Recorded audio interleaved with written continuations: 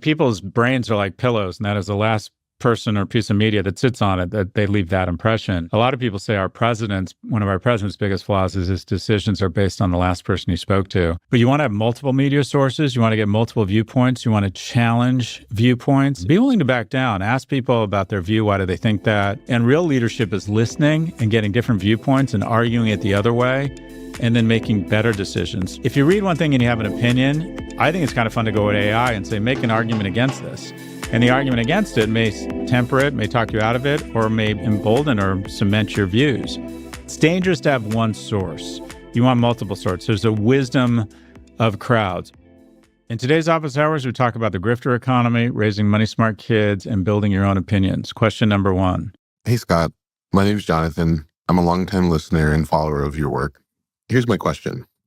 Lately, it feels like everything is for sale. Courses, retreats, digital products, life systems, often wrapped in promises of transformation, friendship, belonging. If you just pay enough, you can get these things. I understand the need to earn a living, but it increasingly feels like profit is crowding out genuine generosity and service. You clearly monetize your work, but it rarely feels extractive or grifty. How do you think about the line between sharing your gifts and talents in a meaningful way and building a business around them? And how do you personally distinguish between people who are genuinely trying to help others from those who are mostly selling aspiration?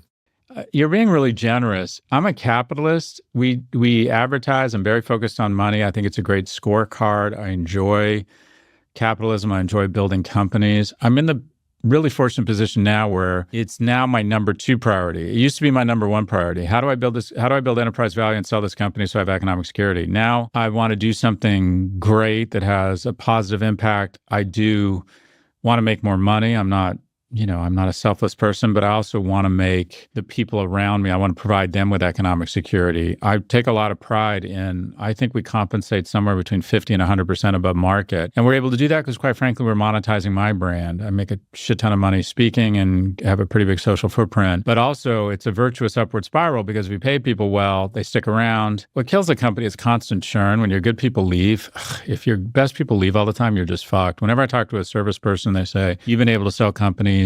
I'm having trouble scaling my company. I'm like, show me your cap table. And they're like, what's a cap table? I'm like, who owns what? And I'm like, well, I own the company, but I pay people. I'm like, okay, that's your fucking problem. You want people to act like owners, but you're not giving them equity. And the only way to hold on to great people is to give them equity and say, okay, this is the plan, and I'm going to sell the company for 3 or 5 years. I have a liquidity event, and you're going to make this much money. I'm not answering the question. We have advertising. We do have some standards. I'm a capitalist. If we're on the fence, I'll usually take their money, but we don't do crypto. So I appreciate you saying that, but I still fall victim to some of the capitalist traps of other people. And I do think that wanting to make money and help people are not mutually exclusive. I think there are a lot of people who do really good work and make a really good living doing it. And capitalism has created a series of incentives that says, I can help you while you help me. And it might be an exchange of services or an exchange of money for goods or whatever it is. So how do you model not being a grifter? You try to be authentic. You try not to take advantage of people. Pay your people well. Don't sell too many grifty wellness supplements. But I'm really flailing and struggling with this question. I would say just be transparent about your advertisers in the podcast business. I don't think you need a purity test here. I think most people sense if you're trying to help them. And as long as you're transparent about the cost of something, the benefits or risks of something, I don't see any reason why you can't make really good money while providing a service or helping other people, as long as you're genuine about it and you're authentic and it's a product or a service you believe in. I think that's the basis of why capitalism works. I think 95% of businesses do that.